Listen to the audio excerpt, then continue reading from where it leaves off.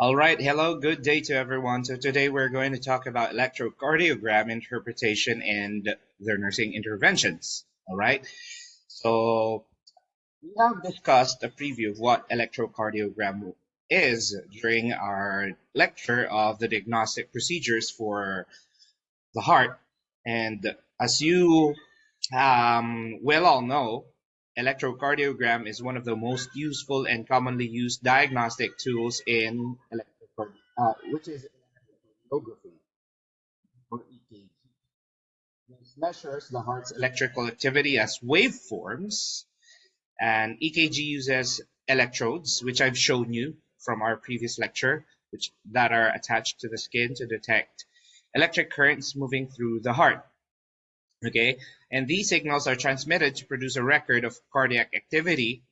So arrhythmias or either dysrhythmias are seen as disturbances in the normal cardiac rhythm of the heart, which occurs as a result of alterations within the conduction of the electrical impulses. If you recall the conduction system of the heart, okay, how it looks like.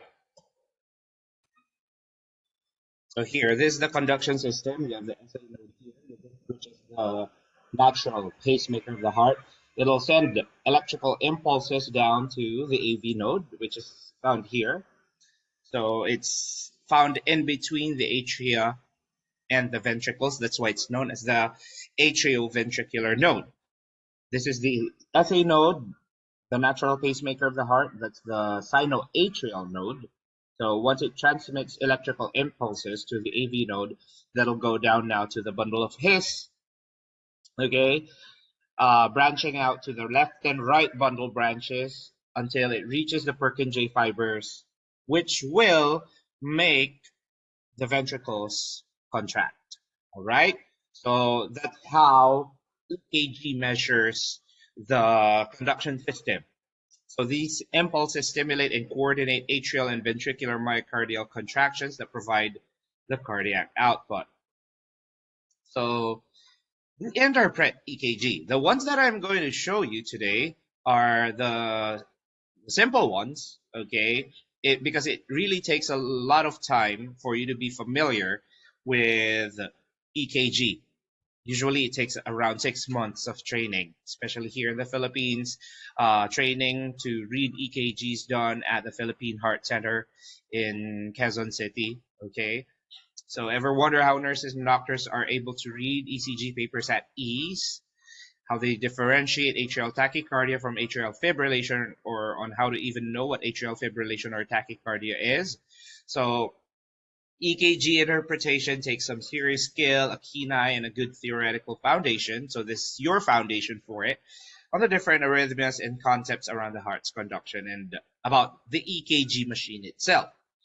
It takes time to develop a skill in interpreting EKG, like what I've said, usually around 6 months. But once you get the hang of it, you'll be able to interpret any squiggly line in the EKG paper. And you know why I need to emphasize EKG as well?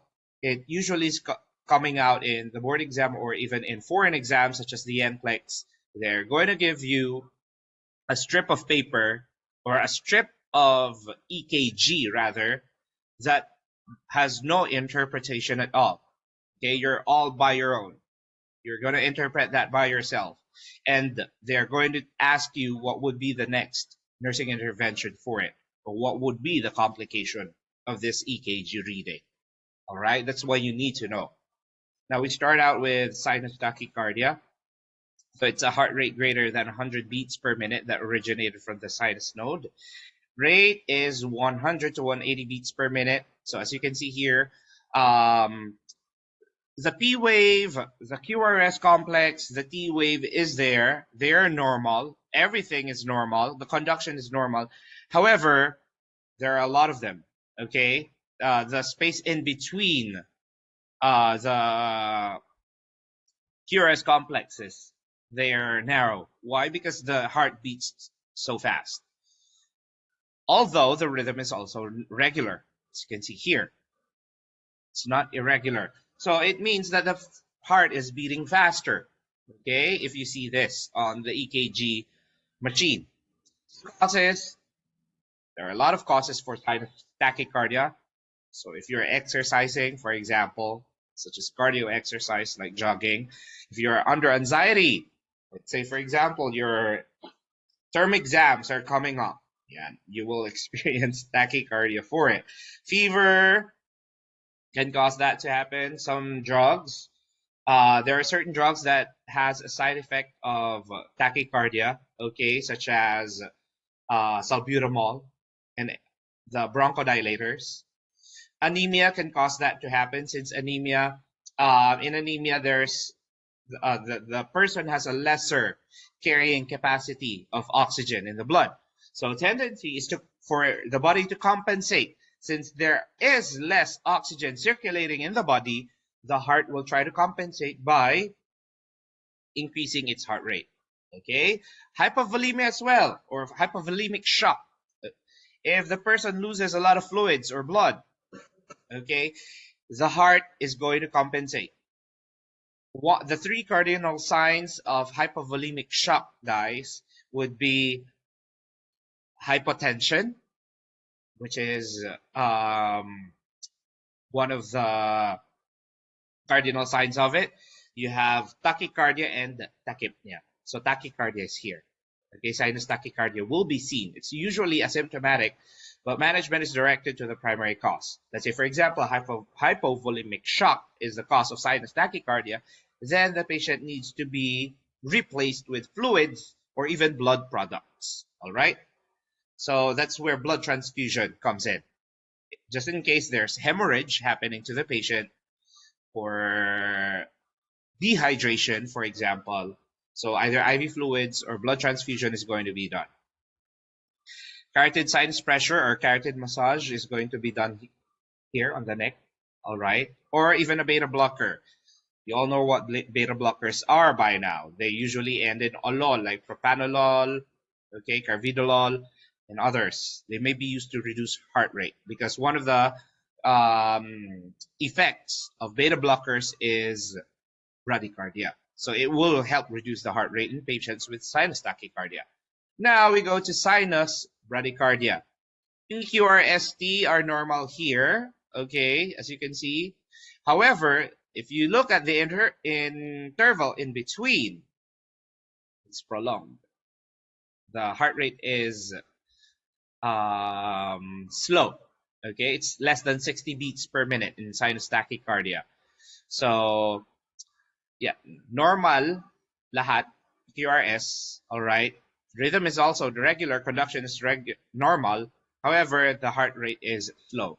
Causes, usually drugs. There are certain drugs that does this, okay?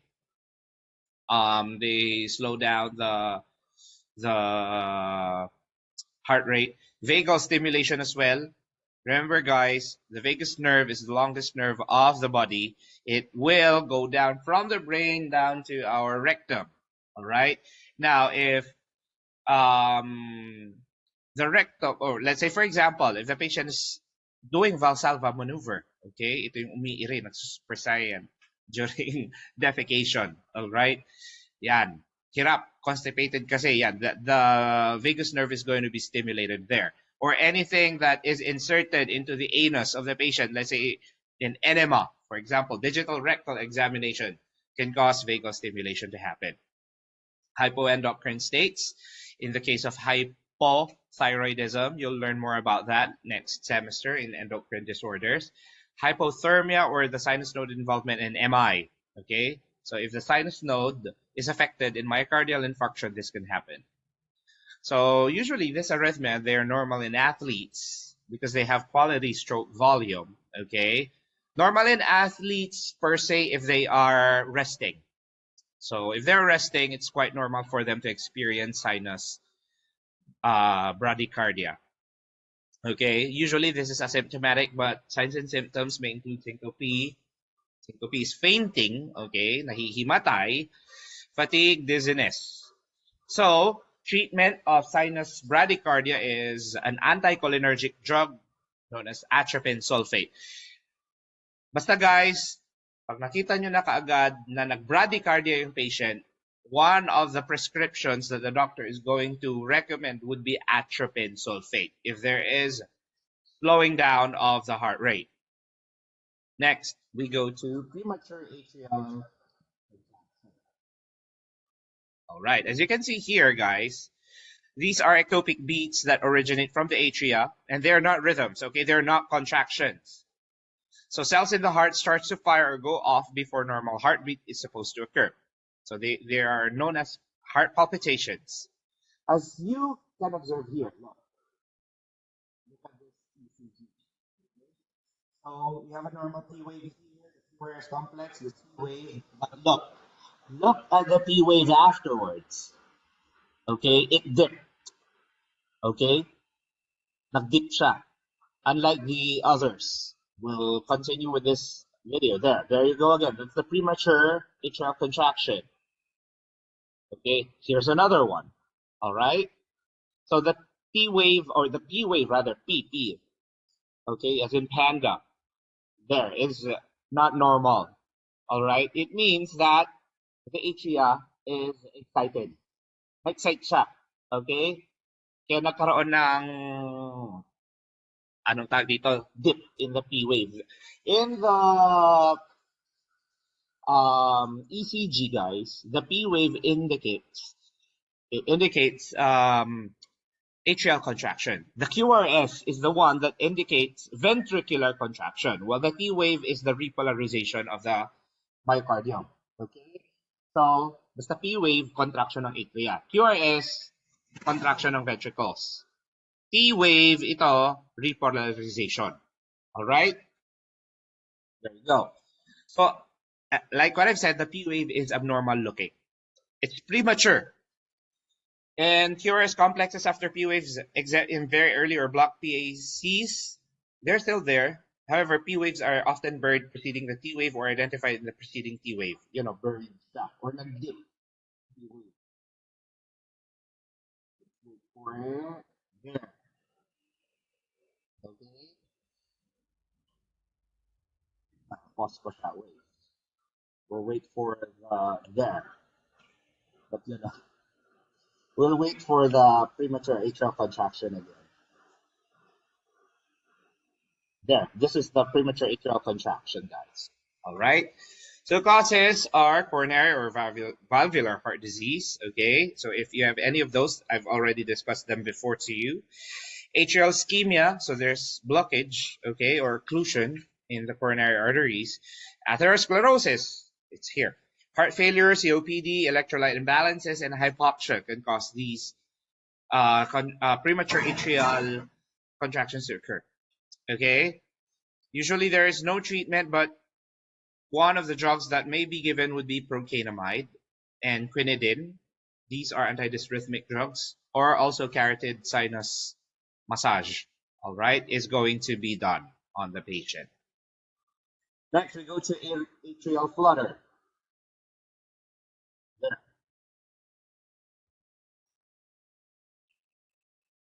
As you can see here, guys, atrial flutter, it's an abnormal rhythm of the atria, okay, which occurs in the atria. In a normal ECG, the P wave should be visible here. But here, what happened is,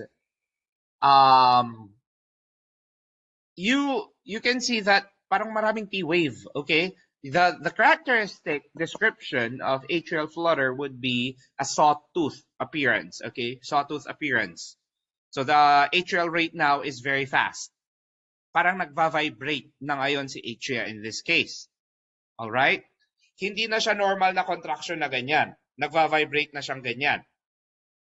So, the atrial rate now becomes 250 to 400 beats per minute. And as you can see here, the P waves, okay, has a sawtooth-like appearance. Whereas complexes, they are uniform, they're the same, but often irregular in rate. So once you hear of atrial flutter, remember the sawtooth appearance of the P waves. All right. Causes: heart failure again, tricuspid valve or mitral valve involvement. Pulmonary embolism can cause this to happen. Or pulmonale, if you can recall our discussion in COPD, the right side of the heart can be affected if COPD has complicated into cor pulmonale. Okay, inferior wall MI. So the lower portion of the heart is involved in MI. Carditis or digoxin toxicity. I've also discussed that during heart failure regarding digoxin toxicity. So management, if the patient is unstable with a ventricular rate greater than 150 beats per minute, prepare for cardioversion. Immediate cardioversion. I'm going to discuss that as we go through this lecture. But if patient stable, drug therapy is going to be given, such as calcium channel blockers. Examples are amlodipine, nifedipine, okay, or beta blockers. You already know those, the ones ending in olol or other antiarrhythmics. Anticoagulants may be necessary, such as heparin or warfarin, even aspirin, because sometimes blood may pool inside the atria. Okay, it may pool inside the atria and blood clots can form. Kasi nga nagva-vibrate lang yung ventricles, yung atria ng pasyente in atrial flutter.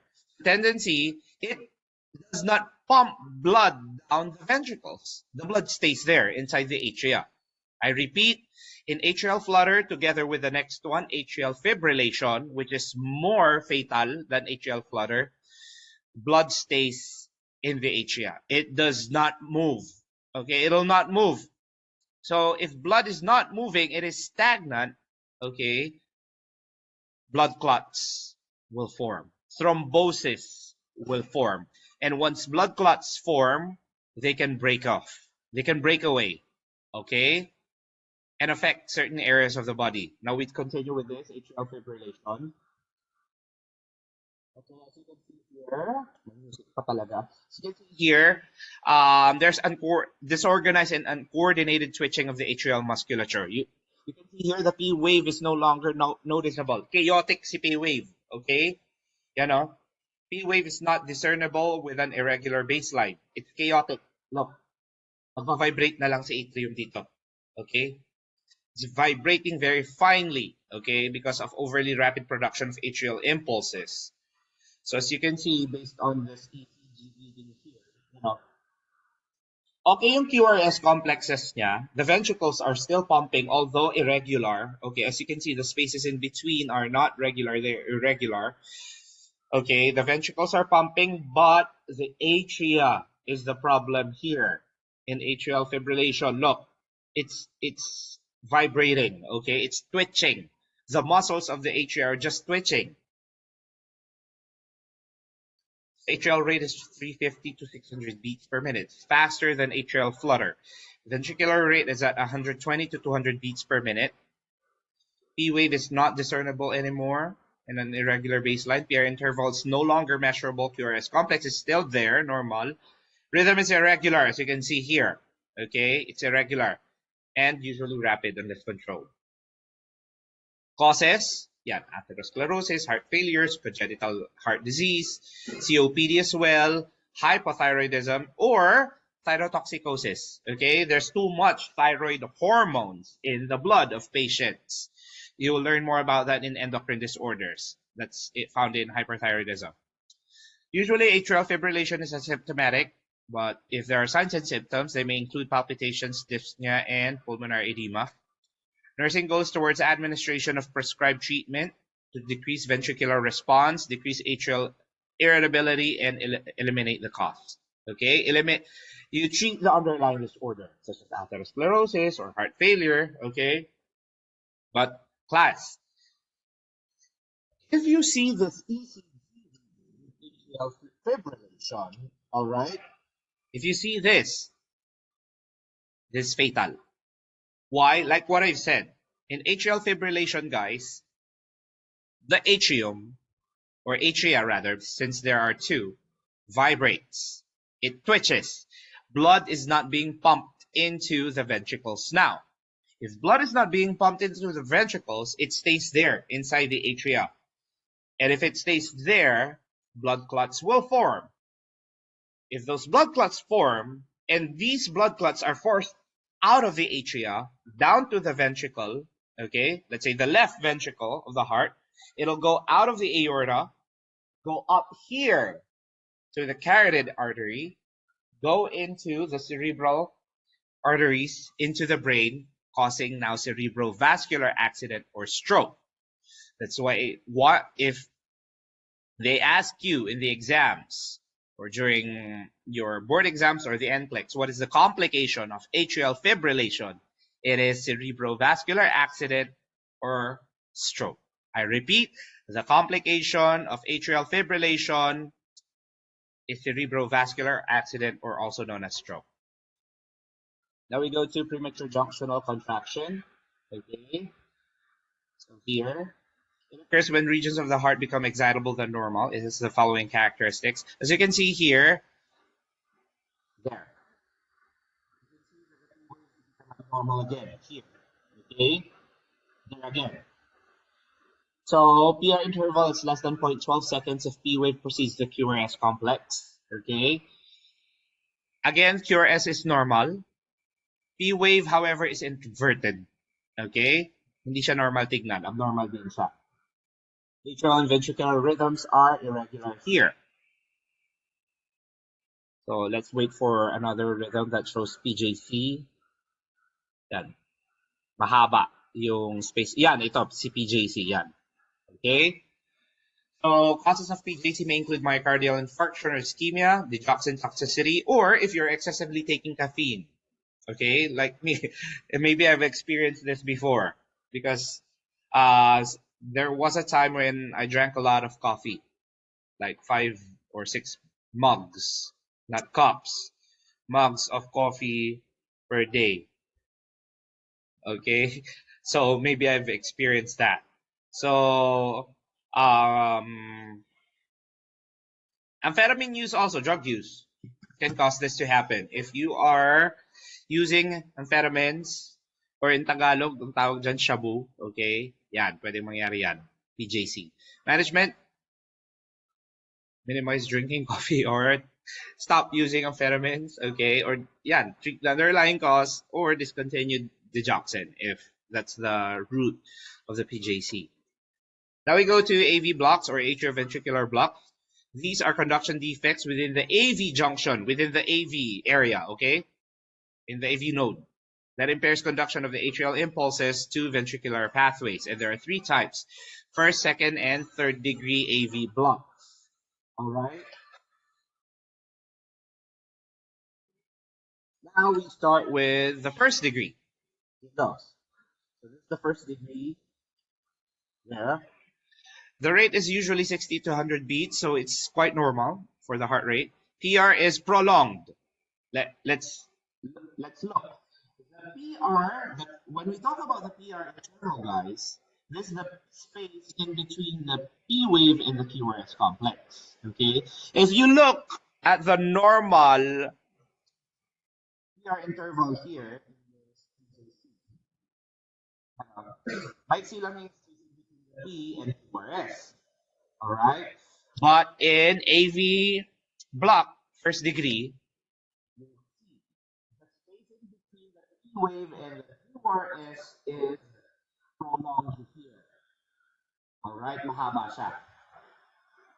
Normal din si QRS complex and the rhythm is regular. So, first degree AV block is usually asymptomatic and may be caused by, again, inferior wall MI or ischemia, hyperkalemia or hypokalemia, digoxin toxicity, usage of calcium channel blockers, yung mga nifedipine, ganon, amlodipine, amiodarone as well, and use of other antidysrhythmics. So correction is, management is correction of the, or treatment of the underlying cause. Okay, if it's being caused by electrolyte imbalances such as hypo or hyperkalemia, we need to correct that. Pag may potassium imbalances. If it's due to drugs, we need to discontinue drugs. And we need to administer atropine if PR interval exceeds 0.26 seconds. Or symptomatic bradycardia develops. Okay? So pag mas lalong humaba itong PR interval, yan na. Tapos bumagsak. Atropine sulfate na ibibigay. Next, go to this. This is quite interesting. The second degree AV block or MOBITS 1 or also known as the Wenkeback. Okay? Look. There's a pattern here in AV block or second degree AV block. See? Up. Oops. Wait, sorry. Sorry about that.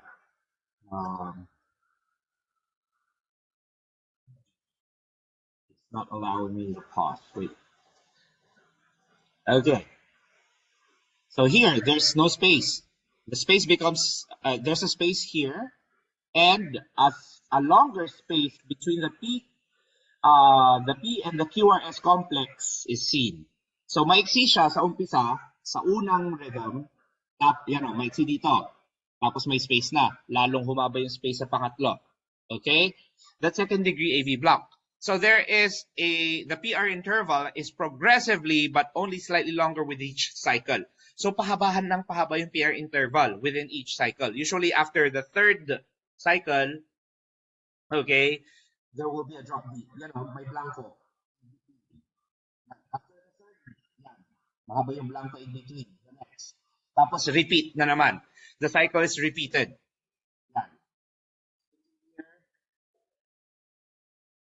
No space, a longer space seen, blank, then repeat all over again. Okay? So we'll play it again. So there. Okay, there's a long space and then the cycle's repeated here. Another cycle is repeated here. So that's AV or second degree AV block. Atrial rhythm is irregular. Ventricular rhythm is irregular. Okay? And atrial rate exceeds ventricular rate. Basta ang ano dito, ang clue nyo dito, pahaba ng pahaba si PR interval. It's short at the beginning, but the succeeding complex or the succeeding cycles, the PR interval gets longer each time. All right? So clinical manifestations include vertigo, weakness, and an irregular pulse. This may be caused by inferior wall MI, cardiac surgery. So if open heart surgery was done on the patient, yan, pwede mangyari yan after the surgery. Okay? Acute rheumatic fever. We've discussed rheumatic heart disease before. And vagal stimulation as well. So treatment is to correct the underlying cause.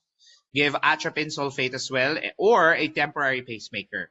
Because any patient who will undergo open heart surgery should need to be placed a temporary pacemaker.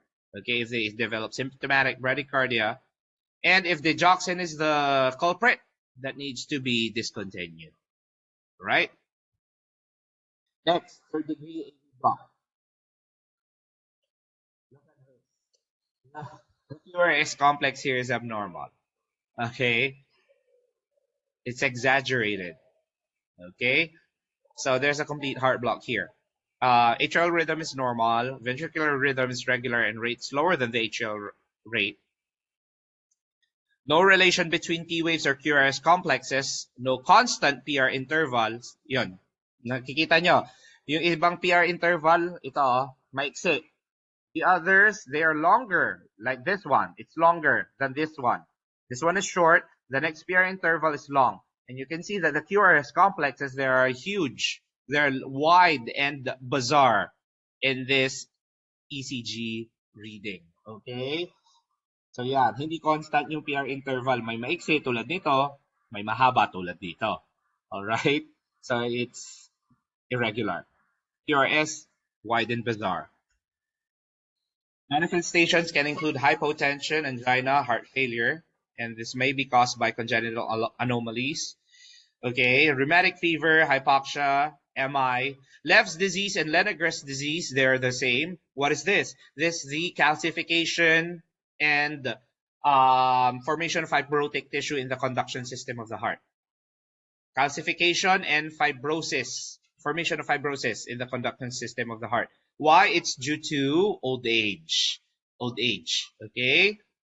So, common tong Lev's and or slash, okay? Parehas lang to. Lev's or Lennox disease, they're common in the elderly. Or, finally, digoxin toxicity can cause this. So, management, again, atropine is there. It's either atropine, epinephrine, and dopamine for bradycardia. Installation of a pacemaker may also be considered in this condition. Okay. Next, Premature ventricular contraction. As you can see here, ayun, nagdi-dip si, anong tawag dito? Yung QRS complex. Okay? Earlier premature ventricular contractions are caused by increased automaticity of the ventricular muscle cells. Yung, tingnan nyo dito. After the T wave, ayan, biglang magdidip na siya kaagad. Nag-QRS complex na siya, nawala na si T wave. Alright? So, PVCs are usually not considered harmful, but are of concern if more of 6 of these are seen in a minute. Okay? Pag nakakita ka ng mga abnormal na QRS complex in a minute, 6 times in a minute, that is already harmful. Okay, or if they occur in pairs or triplets, or they're multifocal, or if they occur or near a T wave. Naman yung itsura ni QRS complex dito.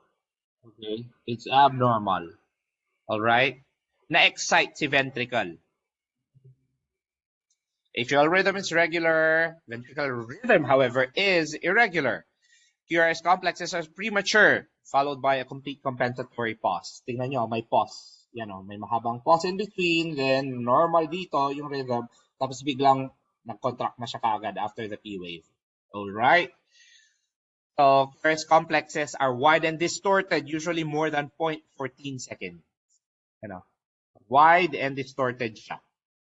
Premature QRS complexes are occurring singly, in pairs, or it can be in threes. So, pwedeng tatlong ganyan. Yung makita nyo. Tatlong abnormal na QRS yung makita nyo dito. Clinical manifestations are palpitations, weakness, lightheadedness, but usually these are asymptomatic. Management would be to treat the underlying cause again. Okay? Because PVCs may precipitate ventricular tachycardia or fibrillation. And if PVCs occur 6 times per minute, you need to report.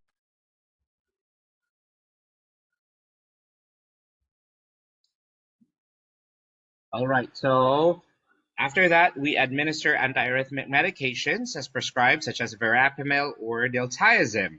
Okay, so that's for PVCs. Now we proceed to this one, ventricular tachycardia, which is life-threatening.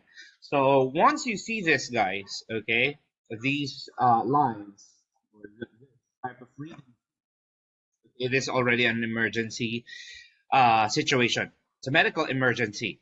So if you see this, which is 3 or more consecutive PVCs, it's a medical emergency because cardiac output cannot be maintained because of decreased diastolic filling or the preload. Okay? Always expect that if ventricular tachycardia, or VTAC for short, occur, the next thing that will follow will be a flat line. Okay? Or also known as a systole. So magpa-flat line na siya. Delikado to. Rate is 100 to 250 beats per minute. P-wave is blurred in the QRS complex, so hindi na nakikita si P-wave dyan. And has no association with the P-wave. PR interval is not also present here. QRS complexes are wide and bizarre, and T-wave is in the opposite direction. So yan, masyadong deep yung T-wave. Rhythm is usually regular and may start and stop. Okay? Once this starts, later on this will stop into a systole. So, delikado to. Clinical manifestations include lightheadedness, weakness, dyspnea, and unconsciousness. Okay. And causes include the MI, aneurysm, coronary artery disease, rheumatic heart disease, mitral valve prolapse, hypo and hyperkalemia, and pulmonary embolism. Anxiety may also cause this. If you recall our discussion regarding cardiomyopathy, one of the cardiomyopathies there, listed there in my lecture, would be the Takotsubo cardiomyopathy, which is due to emotional distress. Okay? And, ayan, dahil sa sobrang emotional distress, siguro nanood ng horror. Okay? May sakit na nga sa puso, may pang maroon ng horror movie, so nung nabulaga siya sa horror movie na yon, pati na rin siya bumulaga. Alright? So, ganyan ang VTAC. Okay? So, management class. This is a common board exam or NCLEX question. If you are presented with this type of reading, ECG reading, guys, it's very, very important for you to know what to do next as a nurse. So once you see this reading, ventricular tachycardia, the next thing that you are going to do is to check for the pulse. I repeat, once you see VTAC, immediately check for the pulse. That is our nursing responsibility. Once you see VTAC, check for the pulse. Why? Why are we going to check for the pulse, guys? Because our management depends on the presence of the pulse, or if the patient is pulseless. So if the patient is pulseless, we initiate cardiopulmonary resuscitation, so CPR na siya, together with defibrillation. So get paddles or the crash cart that has the defibrillator, use the paddles to defibrillate. Charge to 200, clear. Yan. Yun na po kuryentehin yung patient. Okay, so follow the acute cardiac life support protocols for defibrillation. You're also going, the patient will now have an endotracheal tube, okay, ED tube, ED intubation. And kasama ng defibrillation is the administration of epinephrine or vasopressin, but if epinephrine is more popular, okay? So if they've, for example, if they've done defibrillation several times now, the next thing that the doctor is going to prescribe would be IV injection of epinephrine. But if the pulse is present in VTAC, okay, and if the patient is hemodynamically stable, follow ACLS protocols of the administration of amiodarone. That is the drug of choice, okay? So once the patient has a pulse, but the patient is undergoing VTAC, give amiodarone. But if amiodarone is not effective, give or initiate synchronized cardioversion. What is this? Synchronized cardioversion is a procedure similar to electrical defibrillation or in defibrillator, okay? That in that a transthoracic electrical current is applied to the anterior chest to terminate a life-threatening or unstable tachycardic arrhythmia. Unlike in defibrillation, which is used in cardiac arrest patients, synchronized cardioversion is performed on patients that still have a pulse but are hemodynamically unstable. It is used to treat hemodynamically unstable ventricular and supraventricular rhythms. So this is how it looks like. Okay, para din siyang defibrillator but all throughout nakadikit sa pasyente. Okay? So the cardioversion machine delivers electrical impulses whenever the ventricles contract or during the QRS complexes. All right? So in the QRS complex, doon magde-deliver ng electrical impulse in order to help the heart pump effectively through the ventricles. Okay? So kada pump ng ventricles na ganyan, doon nagde-deliver si cardioversion machine ng electric current. Now, what's the difference between the cardioversion and defibrillator? Cardioversion is electively planned procedure. Okay, so planado siya. Just in case may mga conditions yung patient na kailangan niya ng cardioversion, like in atrial fibrillation. Okay? Or, pag sa defibrillator naman, it's an emergency life-saving procedure. Alright? Nasa crash cart siya. In cardioversion, synchronized yung shock. So, sinisync yan kada ventricular contraction, while defibrillation is not synchronized, okay? Low energy shock is used in cardioversion. However, high energy shock is used in defibrillators. There can be delays in cardioversion. However, the shock is immediate in defibrillation, okay? There's no delay there. Anticoagulants are needed in cardioversion, while no anticoagulants are needed in defibrillation. Less damage to myocardium is seen in cardioversion, but more damage is seen to the myocardium in defibrillator. Okay lang na madamage yung myocardium, basta mag-pump siya. Kasi mag-yield din yan later on. What we don't want is to let the myocardium die or for cardiac arrest to occur. All right? And cardioversion is used in most arrhythmias except for pulseless VTAC or VFib. Pero pag may pulse, okay lang. Okay lang gamitin si cardioversion. But pag pulseless si VTAC or VFib, hindi siya pwedeng gamitin. Defibrillation, they are used to pulseless VTAC or ventricular tachycardia and ventricular fibrillation. Now we go to ventricular fibrillation.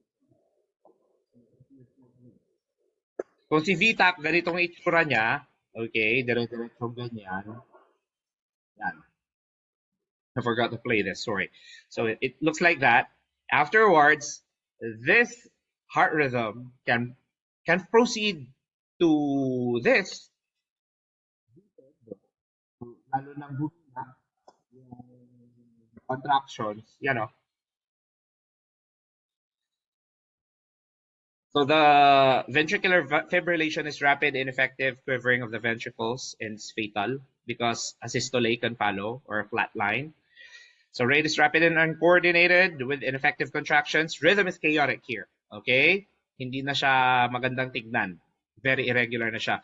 QRS complexes are wide and irregular. P wave is not seen. PR interval is also not seen. Okay? So, afterwards, the patient will undergo asystole now. So causes of ventricular fibrillation or VFib is commonly seen in myocardial ischemia or infarction. And it may result from untreated ventricular tachycardia, electrolyte imbalances, digoxin and quinine toxicity, or hypothermia. So clinical manifestations, loss of consciousness, pulselessness, loss of blood pressure, pressure, okay, cessation of respirations, possible seizures because of lack of oxygen delivery to the brain. Okay, seizure si patient, sudden death. Okay, death will follow if no management is done. So if you have seen VFib, start CPR immediately. Okay, and do defibrillation. ET intubation. So same as that of pulseless ventricular tachycardia will be done to ventricular fibrillation. Okay, so that's for ventricular fibrillation. Okay. Next would be Torsade-Pont. So that's French for it. Torsade-Pont. Okay. It's French for twisting of points. As you can see, it looks like a VTAC, but it's kind of irregular VTAC, type of VTAC. Okay. There's twisting of points, as you can see here, and it refers to when the heart's two lower chambers or ventricles beat faster than the upper chambers, which is known as the atria. Most cases of these, they resolve on their own without treatment, but this can lead further to VFib or ventricular fibrillation that can proceed to cardiac arrest, and it can be fatal. All right? So that's Torsade-Pont. Clinical manifestations, you have heart palpitations, dizziness, nausea, cold sweat, chest pain, shortness of breath, rapid pulse, and a low blood pressure. And it's a complication of a long QT syndrome. That's the QT interval, okay, in the ECG reading. So mahaba yung QT interval. There's a space between the Q and the T waves, which either can be drug-induced, congenital, or meaning the person is born with it. When we say congenital. Management, if there is Torsade-Pont, the doctor is going to check the calcium, magnesium, and potassium levels. If they are low, supplements are going to be given to replace any of these electrolytes that are missing. And magnesium is an effective treatment for people who have also normal magnesium levels. So magnesium is an effective treatment for Torsade-Pont. Okay? If Torsade-Pont is found to have an underlying medical cause, that will be treated, of course. Treat the underlying cause first. But if a medication is causing it, an alternative treatment is going to be done. But for people with a congenital form of long QT syndrome, treatment are beta-adrenergic antagonists such as propranolols, or that's beta blockers, pacemakers, and implantable cardioverter defibrillator in rare cases. All right? So guys, regarding ECG readings. If you have any questions about it, okay, just send me a message through Messenger and I'd be more than glad to answer them for you. Meanwhile, good luck on your exams. This topic is also included there. So study smart, study well, okay? Use your time wisely, okay? Have some breaks as well in between studying. Okay, so good luck to your exams and see you next week, guys. Thank you for listening.